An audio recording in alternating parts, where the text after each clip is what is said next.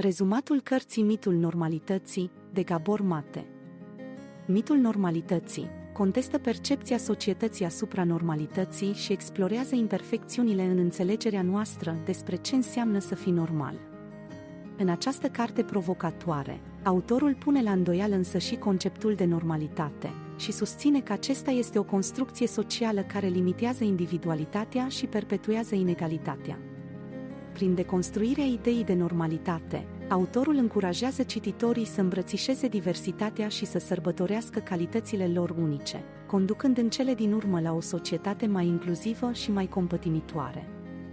Mitul normalității oferă o explorare profundă a limitărilor impuse de normele sociale și îi provoacă pe cititori să pună sub semnul întrebării conceptul de normalitate.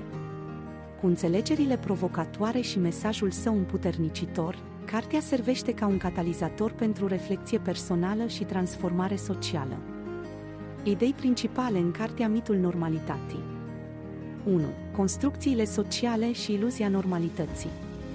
Cartea evidențiază cum normele sociale dictează ceea ce este considerat normal și cum indivizi care nu se conformează acestor norme sunt adesea marginalizați sau stigmatizați. Explorează modul în care aceste norme sunt create și impuse, aruncând lumina asupra dinamicilor de putere care perpetuează mitul normalității. 2. Îmbrățișarea individualității și a diversității. Autorul subliniază importanța de a îmbrățișa diferențele individuale și de a respinge presiunea de a se conforma. Prin sărbătorirea diversității, cititorii sunt provocați să recunoască frumusețea și puterea care stau în calitățile lor unice, promovând acceptarea de sine și încurajând indivizi să îmbrățișeze adevăratele lor personalități.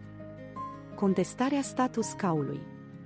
Mitul normalității cere o reevaluare a standardelor sociale și a idealurilor inaccesibile pe care le impun. Încurajează cititorii să pună la îndoială statu quo-ul și să conteste normele care limitează dezvoltarea personală și perpetuează inegalitatea.